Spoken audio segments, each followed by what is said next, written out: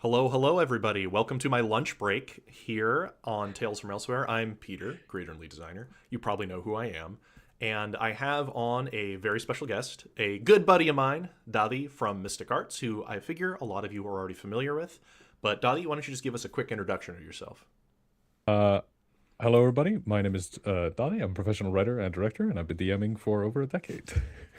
I, I've I, got I a button that recognize does that that. intro from your channel, maybe. Well, thank you so much for being on here today. So, what we're here to talk about primarily is adventure design and world building. And full transparency, Dottie has a Patreon page. I know everybody here is aware of his YouTube channel, but I'm actually a patron of his Patreon as well. And we have a link down to that below. And what Dottie produces is a ton of high quality world building and adventure design and system guidance for things like hex crawls. Tons of stuff is on his Patreon. It's a wealth of good game design content. You're writing primarily for D&D 5e, but as I've mentioned before, like your content and recommendations are, I would say, universal in their applicability. So there's a link to down below. Consider checking that out. That's what we're going to be talking about, is the world that Dadi has built. And you'll see the background here is actually some Oh, of the yes. art from that world, because Dadi has real artists making awesome artwork and for these products. They're very high quality. So, Honestly, the best thing as a somebody who's writing game design is that you get to then ask for art of your world yes, and then get your world back to you and like rendered in it's detail. it's incredible. Like behind the scenes, Dadi and I are often like DMing each other, like, "Oh, look at this Yeah, new art we got," just to show each other art we get to commission. How lucky we are, we say, that we get to the get best. commission artwork for our worlds. It is absolutely incredible. And we have lots of people. I'm seeing lots of familiar faces in chat. Uh, y'all know, yeah, Salty Nick. We got Blaze, Milestone Play. Tim the editor is there in chat. I see Lucian. Hello, He left Tim, the behind. editor. Tim the editor is here. Grumpy Corn Games. Hey Josh. So lots of folks. Welcome, welcome. And as always on these videos, these aren't pre-scripted. There isn't a list of specific talking points. So if you have questions for me and Davi, please ask away. But let's talk about the broadsheet and about the world you built, because it's a very cool niche type of fantasy. So you want to maybe give us Yes. like a pitch of what Flintlock fantasy is as a genre? Yeah, so we call it Flintlock Fantasy by Gaslight, which I is love it. what the city of Blackguard is. So it's this kind of Victorian London or Paris around the 1800s meets like classic D&D fantasy stuff. So there are, monsters in the sewers and in the alleyways and that kind of stuff. So you can do all the kind of typical D&D adventuring all in this mega city. And this kind of happened by accident. I was playing in Pathfinder way back in the day, like 10 years ago, and I was running the city for the first time. And it was not Flintlock Fantasy at that point, but one of my Right. players decided to play a gunslinger, and then I decided to skip 100 years into the future, and I figured surely they must have developed that idea a little bit. So these things sort of, one thing led to another, and eventually I've put my own industrializing empire into my setting next to all the fantasy empires. And naturally, they get up to no good. So there's this kind of Naturally. moral gray area working with kind of the status quo and against it, and Hmm. evil actors on all sides, and moral gray and all that sort of stuff, which I love that. I love. I love that. Yeah. Yeah, industrialization as a conflict source is, Yeah. you know me. I like the Wild West too, and all that, all Yeah. about the conflict of industrialization. And when you have a fantasy world coming up against that, it's like Avatar, or Legend of Korra from Avatar: The Yeah. Last Airbender, and where you get really interesting cultural conflicts between the old way and the new way, some often between magic and technology, and how they synergize or do not. Right? It's such a Right. good backdrop for game I design. love that Yeah, stuff. And folks ask like how come the tech doesn't get transported? And to me, it's always the other people have magic. So where they have a paladin in yeah, full plate armor, blessed by God, we have 1,000 dudes with sticks that go bang. Uh, yeah, exactly. uh, and we don't know how that's necessarily going to go, because there are some crazy things high level characters can do in these sort of high fantasy Yeah. settings. Well, and since you're So not yeah, beholden to real history, right? You don't, No. how these things play out can be however you want it to be, because this is fantasy, and Yeah. you're grounding your setting in historical evocation, not in Yeah. actual history. And I just want to kind of like focus in on that really quick, because it's my preferred way to do alt history, or add historical things. I imagine it was very freeing to not have to worry about, like, we were talking about goblins in Chicago and stuff like that. Like, you don't Yes. have to actually put Chicago in your game world to have people that speak No. with a Chicago accent. And I'll share that picture. We'll switch views. Just these goblin wise guys, waiting around the corner. I go, hey, Yeah, hey, yeah. what's going on, Bucko? Yeah, you could do your bad. We could do bad impersonations of people from the like 1915 in Chicago. Yeah, yeah, yeah. And it's okay. My camera's in a little funny spot, because this isn't real history. This is make believe, right? We get to play around with what the tech is. So like Blackguard has printing presses and firearms, and then Right. somebody went, surely that means they have photographs, and I went, no, Doesn't no, have to I'm be. not going to do any photographs. And then I keep listing things, and they're like, surely that the telegram comes out at the same time. I'm like, no, no telegram. I'm taking that out. And then I get to pick Yeah. the shape of that fantasy. Yeah. Each one of those little decisions is actually hugely impactful, right? Yeah. How you allow long distance communication or not is Yeah. hugely impactful for setting. Oh, I just see Stephanie from Stephanie Plays Games. As a Chicagoan, this is also what I look like. Hey, Stephanie. My Yeah. family hails from Chicago originally, a lot of them, and yeah, there's some heavy accents for sure that you think are caricature, but in reality are not, especially when they're from the I don't 1950s.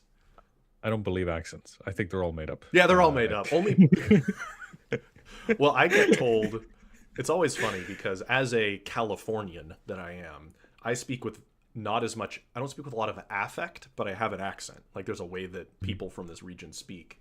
And I've been told I sound like I'm from California, whatever that means. I think I say dude too much and rad. Anyway, I'm getting off topic there. Do you say hella? I don't say hello. That's a Northern California thing. And one of my good buddies, he was born and raised here in the South California, SoCal. He moved up there and he started saying hella. And we're like, You're not one of us I anymore. have no son. You've changed, Yeah, like, man. yeah, he's changed. Lives up there now. I'm being told you definitely have a California accent. Oh, that's funny. That is interesting. So anyway, Flintlock Fantasy by Gaslight. What's interesting about that to me as a firearm history enthusiast is that Gaslight is usually a little later. By then you have things that weren't Flintlock. But again, you get to make that determination if what type of weapons you have, or whether or not you're still black powder or not, basically. Yeah. And that's So- really interesting. One of the first things we put up on the Patreon was our firearms rules, and back then it was just a Word doc that I exported. But I've since gone back and done layout and then just updated the old file. Yeah. And in there, I put in a bunch of black powder firearms, but I also put in lever guns, bolt action guns, and revolvers. And to me, I just decided, I know, right? Like, why wouldn't Yay. I? Why wouldn't I?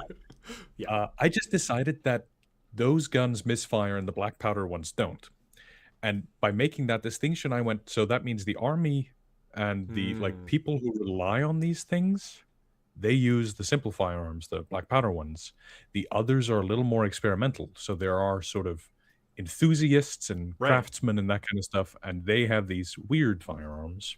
I like that, And though. now I get to have my cake and eat it too. Like, And that's I'm always there's trying to actually find an historical excuse. precedence. There's historical precedence for this Yeah. because there, if we look to, World War One, yeah, the officers still carried the revolvers because they were older gentlemen. They trusted that the revolver wouldn't misfire. Meanwhile, the semi-automatic pistols go to yeah, the... you had like the 1911 starting to make its impact by then. Well, and if we go back to like 1850s, you'll have the 1850 through 1870 is when there's transition happens where you still had some muzzle loaders, black powder, and you're now starting to see more advanced technology. But it's fun that the higher tech stuff is less reliable in your world, right? Because it's Yeah. experimental still. You're on the cusp of it. Yeah. A smokeless I play powder with that a lot. invention moment. Yeah. What it's people don't realize how dirty the guns were when it was black powder, even black powder in a shell or in a casing. Like there's just smoke everywhere. The gun gets Yeah, filthy immediately, which is also really gross. cool for a setting, right? That vibe Yeah. of the guns create all this like black smoke and all that. Black smoke, and the art always has. I'm always asking for more smoke coming out of chimneys Yeah, and stuff like that. When we do the maps, I put a bunch of smoke layers on there because I I just love want it to that. feel like dirty. And what I'm actually going to do is I want to show the background we have here, but in Yeah. a bigger Uh, view. Actually, I've got it here. So I let want to me. say also, Twice Dead Mage has it dead on the money. During the Napoleonic Wars, there was rifling, and the snipers at the time were called sharpshooters. Yeah. If you watch Sharps, then Yep. obviously this is more than familiar to you. It was Yeah. slower and more expensive. Exactly. Yeah. And you have rifling, even though when it was still ball fired projectiles, right? They aren't what we would call a bullet in the modern time. Yeah. You still have that. Anyway, it's technology usually isn't a hard flip of a switch. It transitions over time, and that transition can be painful and dramatic sometimes. There's Yeah, always the yeah. fun And the stuff like cavalry still got the sabers when they all have the yeah, guns, and like there are all these things. The samurai and the what was the samurai and the telegram and Abraham Lincoln are all yeah, and the Wild West are all in the same yep, like time period. yeah. You Um, could have all of these really dramatically different people are existing yeah, at the same time. Somebody was asking. I missed some of the start. Will this be a video afterwards? Yes, this is live right now, but it becomes rewatchable once I close it down, and it takes a minute for YouTube to upload it. Oop, hit my mic. But yes, you can always watch this again later. Oh, I just saw Jorben the Elder Goblin in here too. Hey, buddy. Um, yeah, there were still flintlocks in the American Civil War. That's correct. Oh yeah, movies like The Last Samurai, exactly. yeah, I think a lot of people, when they approach historical fantasy, they tend to lock themselves into one time period or one yeah, mushy region. Like this is where I'm gonna kind of get mad at Forgotten Realms a little bit because it's a little bit too kitchen sink these days. It's why I yeah. actually prefer Greyhawk a little bit more. Uh, anyway, as far as D&D settings go, I like when settings use very specific genre evocations, right? Specific Mm. genres, specific time periods. And I wanted to ask, like, why did you pick this one? It's so niche and it's so cool, but like, why? What like drew you to that? I'm just really curious.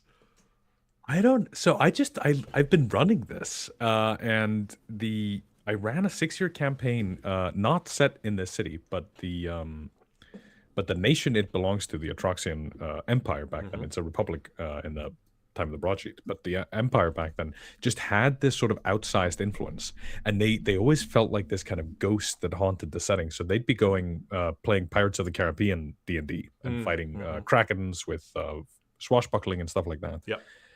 And then the Navy shows up, and the Navy has like 100 cannons on their flagship, the Indomitable, based off the Santissima Trinidad, Mm. and then it becomes this kind of oppressive force. There was another one where I ran like my own version of Storm King's Thunder, and the Atroxian Fusiliers show up and they kill one of the giants, and they were always just sort of butting in. They were like, I love the idea of like burgeoning on or ruining this is the Tolkien thing of like the new world destroying the old. Yeah.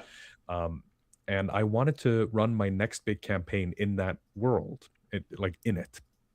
And that one's Flintlock Fantasy, but it's not by Gaslight. It's Flintlock Fantasy and Unexplored Wilderness. So it's more kind of what if Lewis and Clark fought owlbears? Right. A little bit more frontier, as we might Yeah, say, more of a frontier fantasy. Yeah. yeah. And then I've got another one that's further south, which is more sort of cowboy version of that. Oh, Just yeah, we've salt talked about flats that and one. yeah, yeah, yeah, That one's awesome. yeah.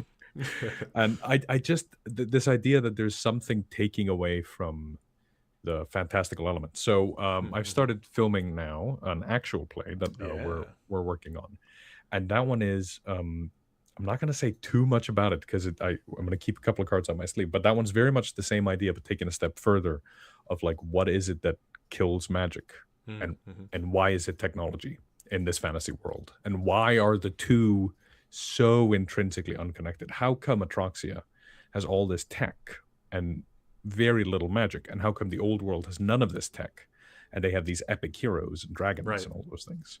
And what is it that makes them different? And I think the answer is tech. And I don't know. I'm over the course of the actual play, I'm going to find the answer to that question We exactly. play to find out at the end of the day. Because I Yeah, know yeah, yeah, yeah. you are a very thorough preparer when it comes Mhm. to your worlds, but you're also, just from our conversations and your videos, Yeah, extremely open to the players taking the helm on a lot of things. yeah, Would you say that's accurate? Just for those who aren't yeah. familiar, with your style. Yeah. Yeah, 100%. I spent ages on figuring out like the sort of background details specifically so that I have a playing field. Hmm. And then it's it's mostly that I want to see what excites my players and I want to go there. And that means that they get to drive what I spend my time preparing. Right. And then I toss the ball over to them regularly over the course of the session. I sort of see what they're up to and how can I keep them well, and how I can keep them excited in that stuff. Right. So yeah, I love the idea of just going, I don't know, and tossing it. And sometimes I'll run a Yeah. short like adventure or campaign where I'm like, I don't know what's happening in this area or in this part of the world or Hmm. something controversial is going on. Could you make characters who have different opinions on this? And then Nice. all of you have to go figure it out. Yeah, yeah. That's fun. Yeah. I love party conflict handled well. Yeah. Yeah. Intra party conflict. I've got a buddy that I've been playing with for like 15 years now. Our characters are all very frequently frenemies to some degree, or like Yeah. Yeah. have Yeah. conflict, but we talk about it outside of character. Like, we're super cool with this. Where there was one game campaign we played with, we were playing Descent into Avernus at our local Oh game yeah. store, and to like satisfy some demon, I asked. He was a paladin, I was a sorcerer. I sacrificed his paladin mount to a demon or something to like appease them. Like something really bad, because my character Yeah. was attempting, like, was very neutral on law versus chaos, just good versus evil is all he cared about. Anyway, and we talked about outside of game that I was not considered an ally for his paladin aura. And I was like, yes, let's do this. That's so Yeah. fun. Like, he's still gonna like, we're still, gonna play with each other and fight for the same cause. But my punishment was I don't get his paladin aura now. And I thought that was Yeah. really like, I was like, yes, I love it. I It's super love fun. when they argue because also it comes to this point where like they'll butt heads the players because they disagree about something, Yeah. and then I'll take the scene back. I'm like, and then you hear blah blah blah, and I Right. cut Right. away and I start describing something for the players who are not in that scene. But those two players take that moment to be like, oh, Yeah, I love that. I think there was I end up playing like evil spellcasters not infrequently in D&D. There was another yeah, one. We were playing a Conan the Barbarian world, and one player, the same guy, he was like the great warrior who had a big destiny, like a fighter. And I was playing yeah, a Thulsa Doom Stygian sorcerer, like power behind the throne. And the role play was he'd always say like, "You're alive just so long as you stay useful, sorcerer," type of stuff, yeah, right? yeah, Like, one step out of line and I will end you kind of stuff. And I would always be like, no, no, it's okay. We don't need to save these people type of stuff, right? Like, it was so funny. And then, outside of those characters, we're perfectly good buddies. oh So yeah. that kind of stuff, though, makes such good moments, but is not easy, I think, at every table to facilitate. Now, you've got a consistent group No, of people, so yeah. they're friends. You've got a really good table atmosphere there, and that's the There's a lot perfect I get place to away do it. with. Yeah, yeah, exactly. You get away with Yeah, a lot when it's like your friends. yeah. Absolutely. I want to catch up on chat. Oop, I keep smacking my mic. I think that's smack number 3. Just want to catch up. I thought I saw a question. Let's see here. Unbiased Peter says cowboy setting is awesome. I am completely unbiased. I There agree. was Cowboy setting is awesome. question for both of us and the chat. How much do authority structures really influence the gameplay of your setting? Do you make them unique or unimportant? So authority structures, you're talking about like the law of the land, the governments, and all of that, I assume. I make that very important, even if the governments or those powers are weak. They're important to the story, regardless of how much influence they actually have over the players themselves. And here's a fun little DM tip: make a kingdom weak and ask the players for help in restoring it, because then they're like invested in its success, and if it does then become successful, like the players see the impact of it. Like you don't have to have the powerful king comes and promises you like magic items and treasure. Like have the weak king come to you and ask for help. Like it's really interesting. There, that's my little take. I like weak and strong. Both are valid. What would you say, Dadi? Yeah, I know you like to have complex political structures, just because I know do. you. Yeah. I do. I've got the current game that we're running. It's there's a parliament that's weak and a president that's weak and an opposition that's growing in strength, and the players are they're both trying to change the status quo while preserving it from the outside forces of what's scary. And I love like three factions I've talked about on the YouTube channel, where it's like, okay, there is the people we definitely don't want, and then the people that we really don't like, but I think we need. But there are a few of those. So which one are we going to pick to help this weak faction here? I think one of my favorite moments I ever ran in that 6-year campaign, the one like level 1 to 20, 2014 5th edition game, was when they realized that their like ideal ally right now was the vampire faction. Interesting. Because at least they were lawful. Like right. So there was an enemy faction that they were pretty sure was being controlled by mind flayers, and then there was them, and then there were a couple of weak factions, and then there was this powerful vampire faction. And they were like, they have to ask permission to walk inside. There is something in them that makes them like code bound, honor bound. So we're going to try and work with those guys, and we're going to hope. I like that. Eventually they're going to betray us, but until then. But lawful evil, for example, to use D&D's matrix. Is one that you can not trust, but like count on to betray you later based on a loophole in the contract. But they're going to do it. Right? Yeah. Like you can plan around this. You can definitely plan around it. Oh yeah. So now in the current game, they're always working with the drow, and they really don't want to, and they know the drow are going to unseat them, and the drow are like, one day we will kill all of you, but right now, I guess. Absolutely. Well, and I know your campaign world involves long-term. It's a big world, a living world with multiple campaigns that have been run within it, and to like piggyback on how adding in these authority figures and these structures. If you're going to play long-form play with a world that will persist, all the more reason to not have everything necessarily be super powerful yet. Like the players can help shape things, whether for good or ill. Remember in one of my long-term games, there was another quest that they had. There was meant to go find magic again, et cetera, but it was also basically help cure the royal line's impotence, because they were Habsburgy, and so the line of kings was going to end, and so they needed to find some sort of alchemical way to restore the health of the line, because they're all like sickly. The players didn't have to do this. It was a thing, like, if you do this, they will give you a mountain of gold, though. But then they're like, is this atrophied, rotten husk of like a royal line worth saving, though? Yeah. And they decided to save them. And then when 20 years in game passed, we're like, that royal line has flourished. They had 13 kids, and they will rule for generations to come now because of you. Right. Whether or not that's good or bad, you were given your mountain of gold, though. Players see it. The players are like, we did that one. Yeah, that's us. We have, and they're like, should we have done that? Is what they ask. They're like, because it wasn't a gun to their head moment. It was, well, like I remember they found the potion, like, to restore the bloodline, and they all kind of look at each other like, but do we bring it back? We could say we never found it. Right? You don't have to. Yeah.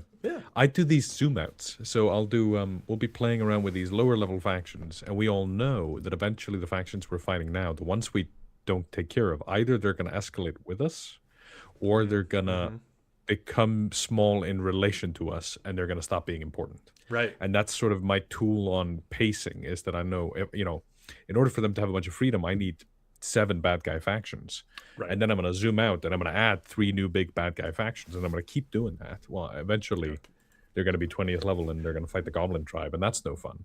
So Right. some They're gonna go back and stomp that tribe, like go back to the low level zone, right? yeah.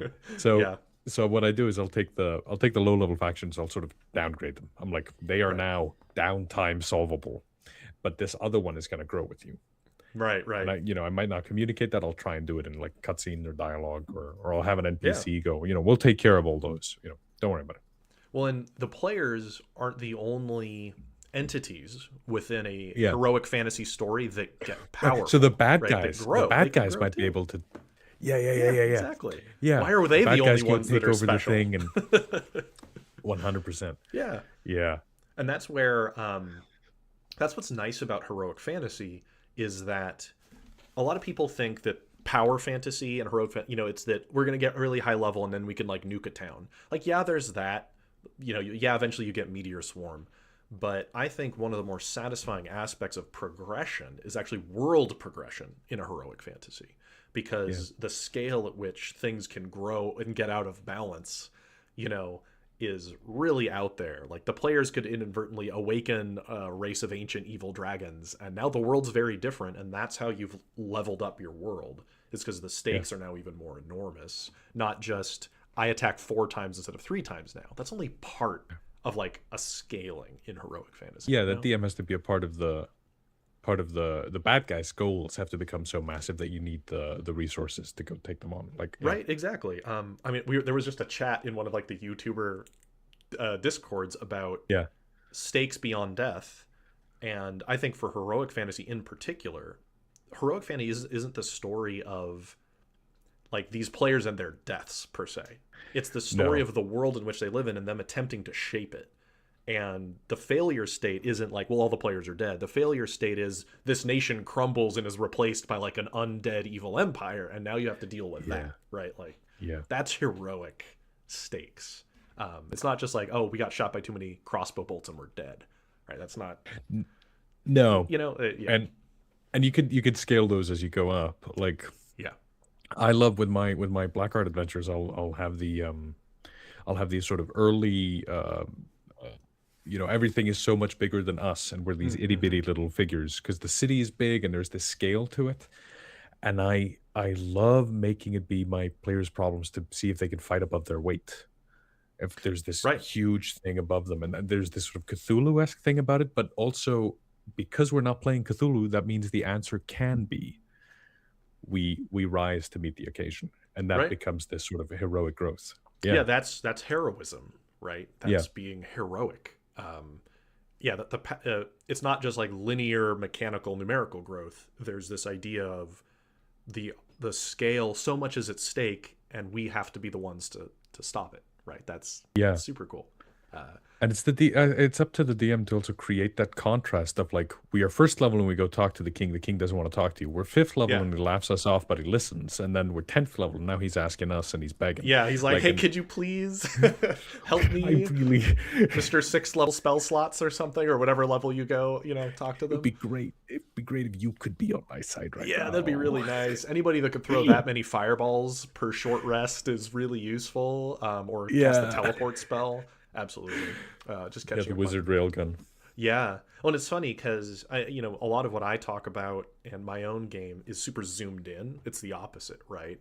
Yeah. But I actually still love heroic fantasy and play it all the time. Like, my game, we spend a whole session just discussing how we avoid getting our legs torn off by monsters. Like, that's the whole session, is like this one little yeah. scene in a tunnel. And that's a very different kind of experience, though, that you're going for. Yeah. But honestly, like, your setting, like, that'd be specifically, the Flintlock Fantasy by Gaslight would be really fun to run in my system too. Just like, Yeah, 'cause yeah. it's really good. I've long wanted to go try that setting in different systems. Mm-hmm. The first one that my gut went to years ago would have been Call of Cthulhu. Oh yeah, And perfect. just like, perfect. yeah. Yeah, But I want to do more. So over Easter we're gonna go visit a cabin. We're gonna go play Vagabond. oh That's nice. the one we're sort of Oh, I and don't we're have my gonna copy try. on my desk right now. But yeah, I did the same. I was yeah. like, I was hang like, on, I no. often have it here. That's awesome. Yeah. Yeah, so we're gonna go just because we wanna get away from it. So it's the same thing. Like, I talk about 5e a lot, but then I get Yeah. excited by these other ideas, and I'm like, God, I want to sink my Yeah. teeth into something weird. Well, and we did a little collab a little while ago, where you made the Coal Baron in D&D, Yes. which was super fun. I don't know if for those that information about that, is that on your Patreon or YouTube? I'm forgetting offhand where you did There's a video on there's a YouTube, video. and then there is the Patreon has the downloadable stat blocks if you just Gotcha. want them. I just set them up in Obsidian. Yeah, that was super fun. I loved the Yeah. additions you did on that too, because yeah, like the I revolver. gave him a You gave him a revolver. Yeah. revolver. Perfect. Yeah, super fun. And I remember you telling me about how like the players did not pick a fight or something like that. Oh, And so yeah. So there's this conspiracy going on in my setting where yeah, there's the totalitarian party, a political party, is currently gearing up for an election. They're winning all these sure. seats and governorships and stuff like that.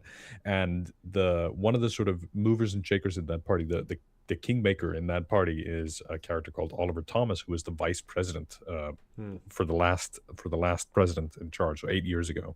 And he's been getting all these people elected and building this grassroots movement. And they find him super fishy, and they go to spy on him. And they sneak into his basement. So he As D&D brings players in do, right? That's such a yeah, D&D moment. Yeah. they find that he's gotten this group of people who are all like revering him. Hmm. Hmm. And one of my Totally normal players stuff. right, one of my players summons their cat familiar, hides it underneath the table, leaves the room, watches how they open up the bookshelf to go into like a secret cult basement, and it gets the cat to do the same thing That's and great. sends the cat in. And they watch as the leader of the party, so not this Oliver Thomas guy, but this other fellow they already fucking hate, who's like a cultist, and he's like, Yeah. do it, Thomas, do it. And Oliver Thomas like shape changes into just a skull that's Yeah. smoking, I love and it. commands this new entry into the cult to go kill this one unimportant chancellor and like replace his body with a different like simulacrum of a person I while he's can't taking nod over the hard enough at government from this. in Yeah. the shadows. Yeah, Yes. yeah. I love it. Well, and what's great about when you throw these homebrew monsters, Yeah. when you play with like my local group, I'm the new guy and I've been playing for 25 years. So Right. like they know it all. They know every monster. And so I when you go, this is a pit fiend, and inevitably one of the players goes, oh fuck, that's they have so many yeah, oh, fireballs. they're CR this, they're, Yeah, they yeah, know all yeah. their stats. There is that kind Yeah. of aspect to it, because we're so experienced. So when I run D&D, I never use anything skinned the same way, right? I got to avoid it. But something like the Coal Yeah. Baron, the players, and your players are probably fairly experienced now that you've been playing with for a while. They're like, what is that? What uh, is that, like a it's the skeleton? Is that a best. lich? Is he describing a mummy lord? Right? Yeah, and that question is so juicy because they Yeah. don't know necessarily what to expect. Is it a demon? Like, is it a fiend or is it undead? And Yeah. that's where, and I know you do a lot of this yourself, going beyond the monster manual itself. When Yeah. running a very established game like D&D, where there's a lot of familiarity in the community, even just a reskin works wonders. Yeah. Yeah. I took a cloud giant and merged it with a storm giant the other day. So it was the cloud giant base, but it had some storm giant abilities. Awesome. And then I gave it to a mini that I had that was like a big whale. It was like a big humanoid Awesome. whale with like a staff with a big seashell on it. Called him the Sea Lord, and they were like, he made a stat block. But no, yeah, No, you just took two stat blocks and gave it a different mini. It's I think a lot of people I are do that all the time. intimidated, right? They're intimidated by homebrewing monsters, and honestly, Yeah. just really describe it all a little differently. What was the saying? Flavor is free. That works for the GM too. When you're running a monster, if you look at the way Fifth Edition's structured, like mechanically under the hood with its monsters, they're actually very simple. Most of them are just a couple attacks that are based on their proficiency bonus and either strength or dex, and you could describe that any old way you want, really easily, and it helps trip them up a lot. Oh, and somebody in the chat was saying, yeah, just take like you could also take Pathfinder monsters and easily convert them over. And Pathfinder has Yeah, huge bestiaries. Very especially true. if you're like if you're literate in fifth edition, Hmm. looking up a Pathfinder monster and just remembering that these words have slightly different meaning, you can go look all that up. Yeah. You can go take and make a Pathfinder owlbear. Those things are real scary. They have like a screech that like knocks you prone or stuns you or Oh, something. cool. Yeah, you could just take that, stick it on a D&D monster or whatever system you're playing. Like you could just have that sort of modularity in mind because once you Hmm. start knowing your system, you don't even need to know the system that you're cribbing, Yeah. just the one that you're running. You could go grab bits and just sort of take it apart and put it in. Like my first experience running 5e was converting AD&D Night Below, and I Mm-hmm. didn't know Night Below, but I can read and I can go. Yeah, you can I read think English. Yeah. yeah, I think this is about this, and we'll see. Yeah. That worked perfectly fine. Oh, Stephanie was saying, you guys get to point this out and it's cool. I point this out and Reddit makes hate posts on how I run combat. Oh no, Stephanie. Reddit Stephanie, is one of the places of all time on the internet. I'll say that. certainly. Uh, I made yeah. a video about this, and I got so many angry comments, and they're telling me just go play OSR. So I made a video about OSR, and I got so many angry comments going, "That's you don't know anything about OSR. Go talk about fifth edition." Then I made a fifth edition video, and all the OSR people were like, "What the hell are you doing, man?" You know, Yeah. I'm having fun. I don't. Yeah. It's called having fun, y'all. It's why it's usually, I think, not productive to try to hard categorize certain things. Rather, you can No. just say what type of things you're inspired by or evoking, right? You can Yeah. be inspired by some OSR ideology, but running fifth edition D&D. It's totally fine, right? You can do that. You could include heroic fantasy evocations if you're running Call of Cthulhu. Like you could do this. It's very, very possible You because just there's a have to lot to keep in learn. mind that, like, Yeah. so what I was saying earlier about, like, okay, I could have run this setting in Call of Cthulhu. The fact that I'm running it in D&D means that eventually they now I'm bumping the mic. They rise to meet the occasion Yeah. Yeah. because it's got that heroic thing in it. So there's certain things that the system imposes on you, Right. but that doesn't mean that you have to be evangelical about what that system is doing. You can just be Right. you could just be a DJ, like, Yeah. Yeah. and You just do whatever you're just like. have some Yeah. fun. One, for because I know there's a lot of folks from my community in here who we spend all day just talking about design, right? The design and the nuts and bolts. Yeah. And I think it's also important to point out when we're working on designing a game, you do have to take a stand on what sort of evocations you want it to have rules is written, right? A game is Yeah. meant to do a certain thing, and that thing could be very broad, right? You could be making a game like GURPS, which is you can run anything in, which is different than the game that somebody runs at home with their table, right? That's so different, and you can't plan for that, and nor should you try to restrict that. It's like I don't think D&D is designed well to do horror campaigns, but I've run Yeah. horror campaigns in D&D. Yeah. These are different and they're not contradictory, right? These are you can No. hold both of these things and it's okay because the games we run at And home are ours to sculpt however we want. yeah. And that's also important because there's so many like niches inside RPG hobby spaces. So Hmm. if you go to a game store and you advertise that you're going to run a game of 5th edition D&D, there's a certain expectation that we're going to be playing some kind of dungeon heroic, like we go into Avernus, as a Yeah. perfect example. Like send it to Avernus would be the first thing that comes to my mind in that sort of scenario. Hmm. But once everyone's at our table and we're all friends, there's nothing stopping us from doing the folk RPG thing Yeah. of just whatever we want, and it doesn't matter what anybody says in any rule book. Questing Beast made a video today about Draw Steel that I thought was really Oh, good. it's on my watch list. Yeah, I haven't Yeah, watched it yet. Yeah. and he was not long into it when he was already proposing homebrews to Draw Steel Mm. because he was running the problem with the minion rules and the way they group up, but it's optimal to spread out your groups and then shuffle your groups together, and that way you get the most damage out of it. But then you, the DM, don't know which goblin belongs to what group, and Yeah, yeah. I genuinely think he's 2 sessions away from adding a homebrew to Draw Steel to run it the way he wants to for specifically the minions.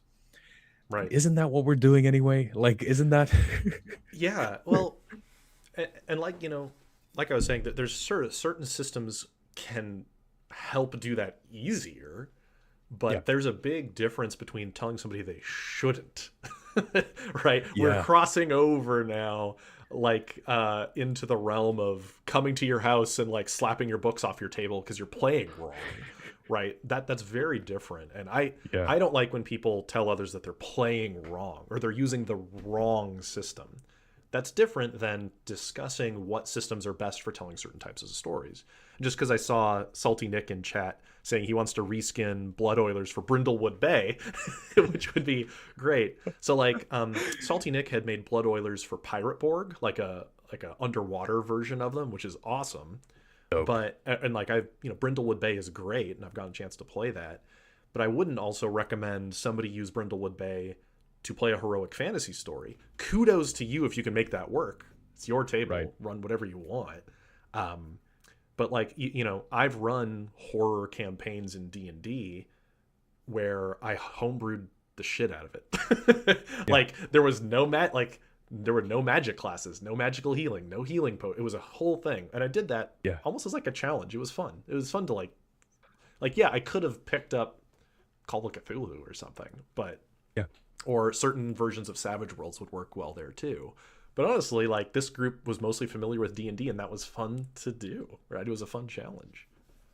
Yeah, and you this is something I think about a lot in terms of the channel, because I tend not to think of myself as what I'm doing with a YouTube thing of as like being an educator, because Mm-hmm. I don't think I'm very good at that. What I think I'm doing is basically being someone's personal trainer, in that I'm mostly here to try and give you exercises that you can try, and Yeah, that way you develop taste for what you like. And don't take my taste for it. My taste is weird. I wanted the industrialized flintlock fantasy by Gaslight sure.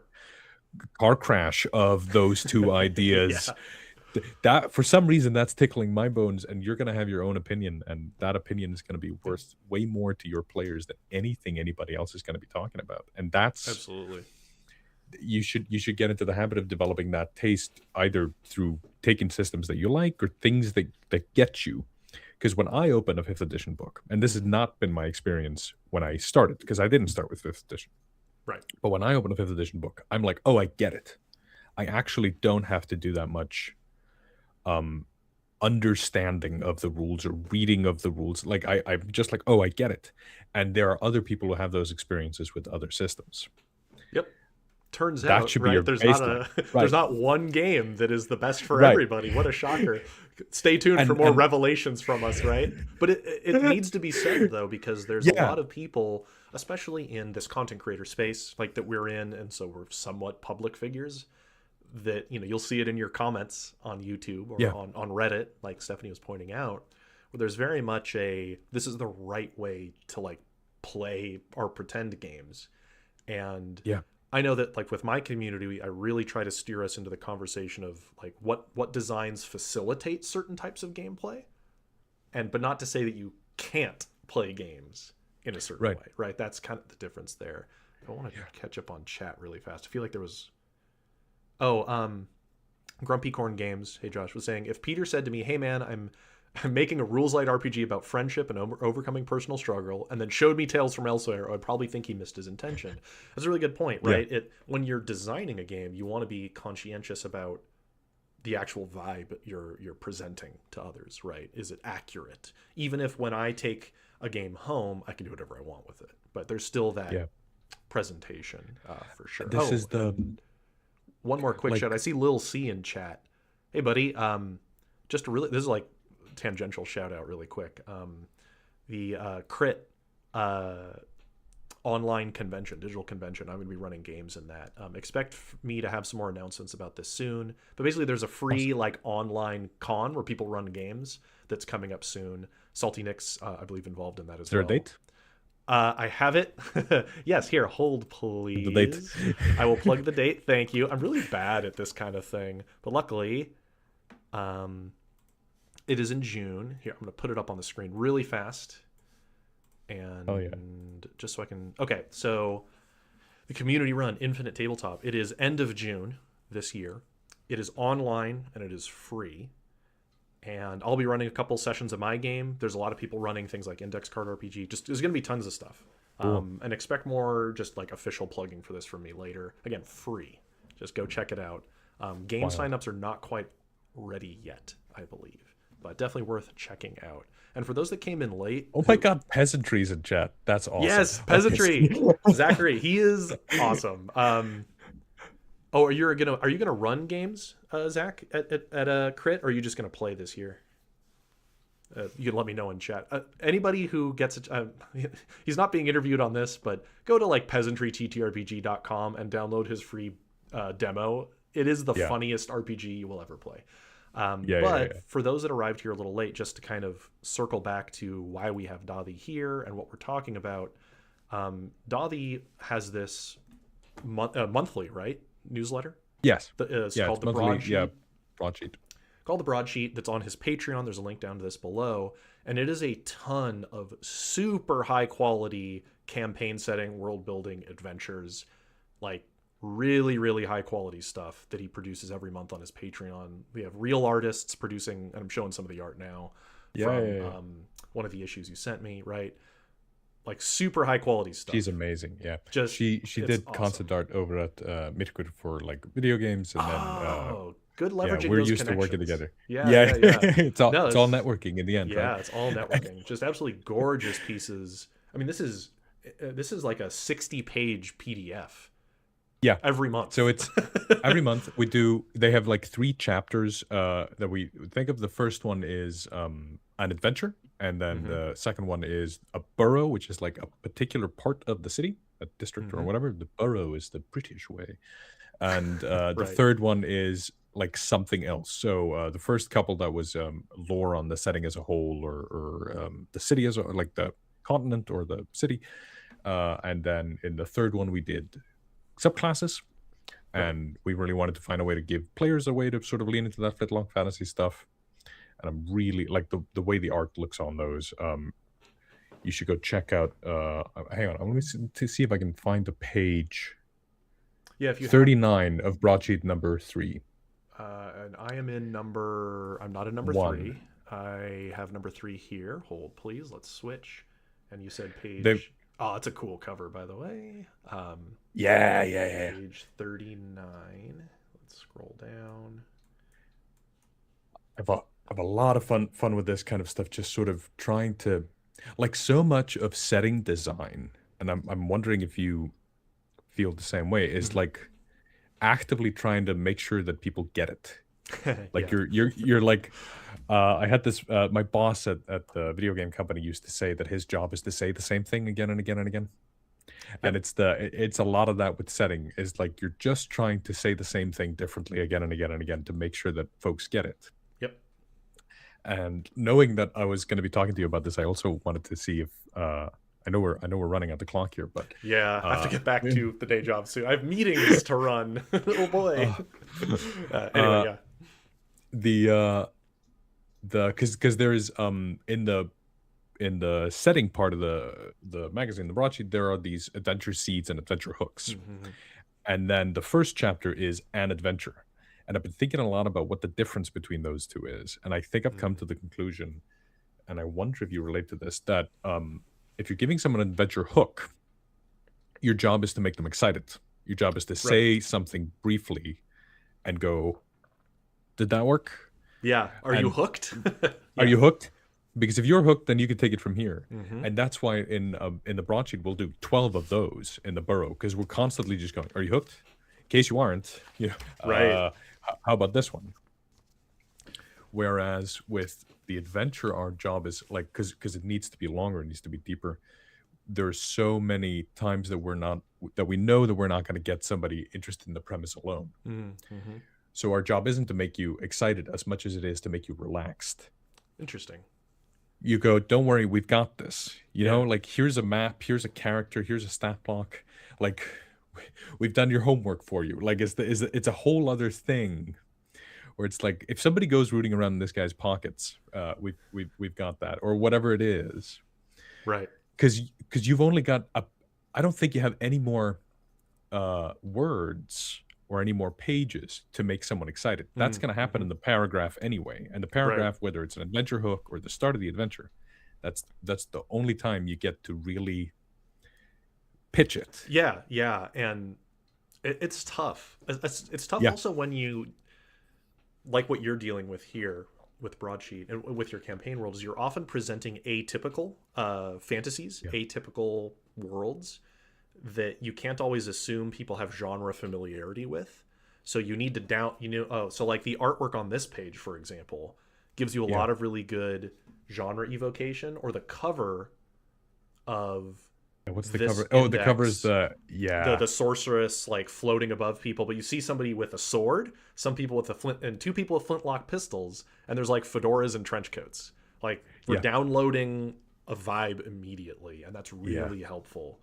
We spent a lot of time before we started. We spent about a month on just developing the look, because I would send historical references and then I'd send D&D stuff.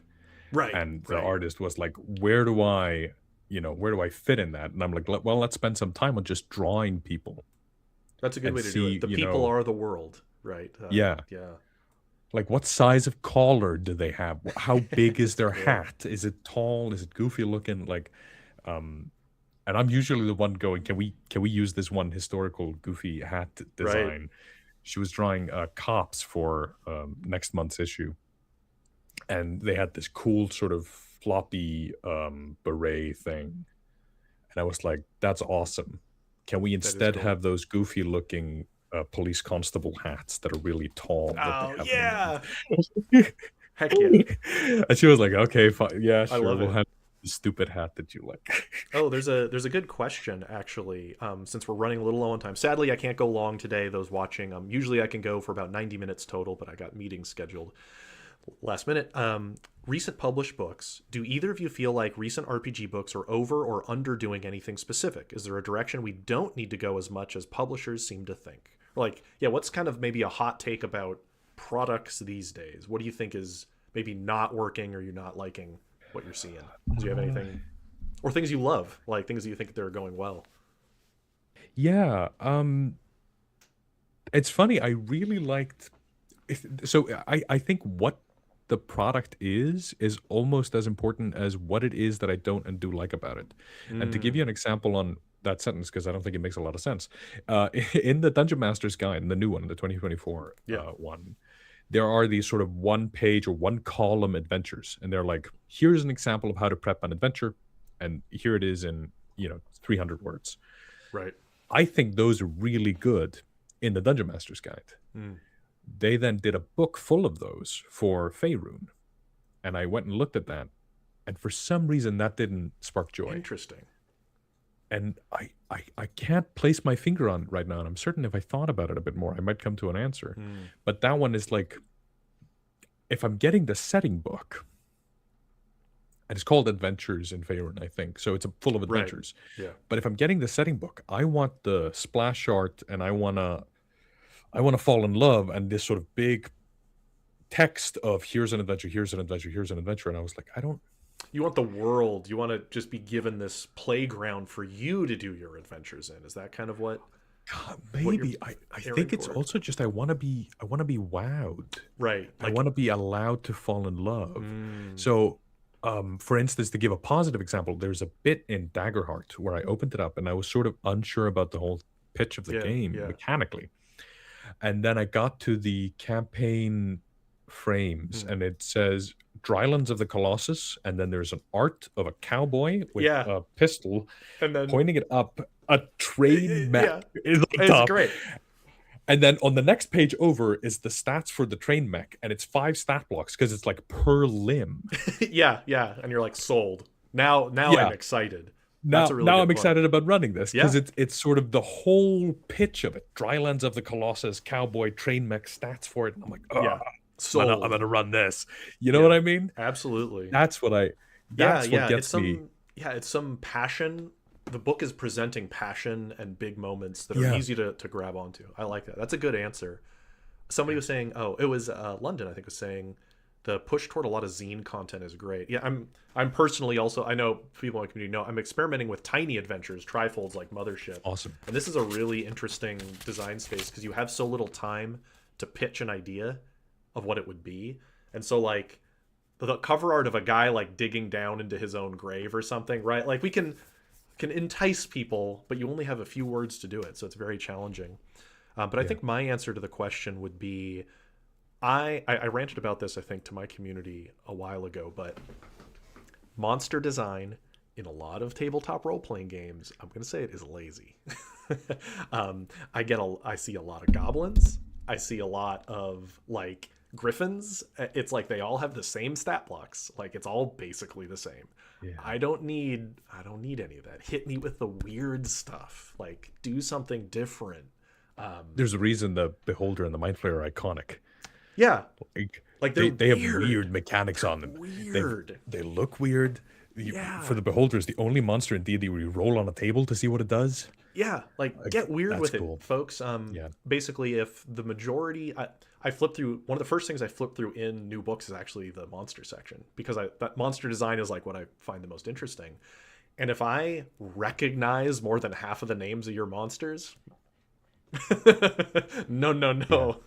Why am I like? Why are they here? I could just use any one of the 4 editions of D&D I have then, right? And if you are gonna reinvent the goblin, you better have a thing, like a weird thing on it. So like the Yeah, get Morkborg one weird. has like a curse on it, and Yeah, like it like turns you into a goblin. And I'm like, there okay, we go. now there's something funky. Yeah, Shout out to Trek and Flarefall. Like all of his yeah. guys have like weak points that you have to Yep. like pry open and stuff. That's cool. Yeah, just yeah, give Love me that. get weird with it because at this point the fantasy genre is saturated with a lot of content and I view a world through its monsters oftentimes. And if it's bog standard monsters, then the world doesn't jump out at the page for me. That's Right. just like a big thing for me. Also, Hmm. if you're a designer, I don't think you want to be in the space where the only competition left is how do we stab the goblin. So, Right. because if you're doing a fantasy game, you're already doing the same thing as the big 800-pound gorilla. Yeah. And then you're going to do a fighter. Okay. There should probably be a fighty guy. And then there's going to be a Yeah. goblin. Okay, sure. So the only design space you have left to wow the reader with is in my game, you do a different conflict resolution mechanic. Sure. Uh, is that do you want to leave yourself only this one Right. area to make me excited? Wouldn't you rather make me excited about the goblin, the staff, the hero, the setting, and open up the whole scope of it? Yeah. Like And I do know. the Yeah.